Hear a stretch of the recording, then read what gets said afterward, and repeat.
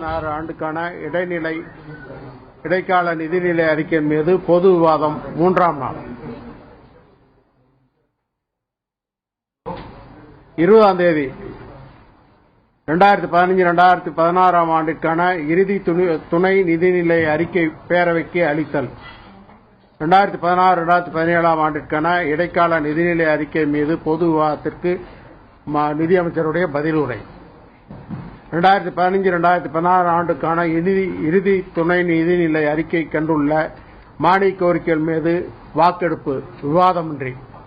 2015-2016 ஆண்டுக்கான இறுதி துணை நிதிநிலை அறிக்கையில் கண்டுள்ள மானிய கோரிக்கைகளுக்கான நிதி ஒதுக்க சட்ட முன்வடிவு அறிமுகம் செய்தலும் ஆய்வு செய்தலும் நிறைவேற்றலும் விவாதமின்றி. 2016-2017 ஆண்டிற்கான செலவினங்களுக்கான முன்பண மானிய கோரிக்கைகள் மீது வாக்கெடுப்பு விவாதமின்றி. 2016-2017 ஆண்டின் செலவினங்களுக்கான முன்பண மானிய கோரிக்கைகள் குறித்த நிதி ஒதுக்க முன்னணி மானிய வாக்களிப்பு சட்ட முன்வடிவு அறிமுகம் செய்தலும் ஆய்வு செய்தலும் நிறைவேற்றுதலும் விவாதமின்றி.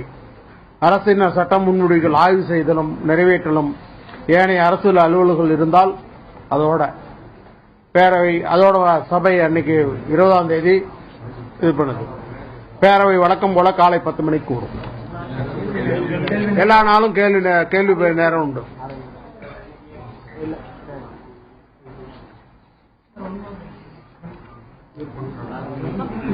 இதான் 4 நாள் சபை நடக்கிறது.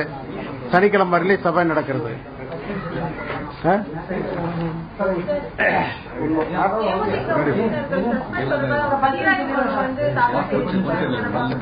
பிசினஸ் அட்வைசர் கமிட்டியினுடைய இதை மட்டும் கேளுங்க. இப்ப அதை மட்டும் பதில் சொல்லுங்க.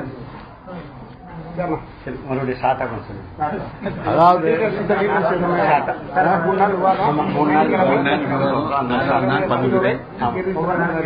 மொத்தம் இப்ப இன்று கூடிய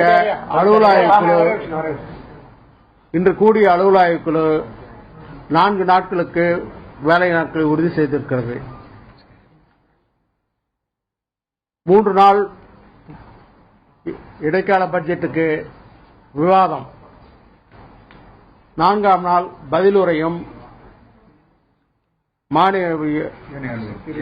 ஏனைய அலுவல்கள் அனைத்தையும் அன்றைக்கு நிறைவேற்றோம். சனிக்கிழமை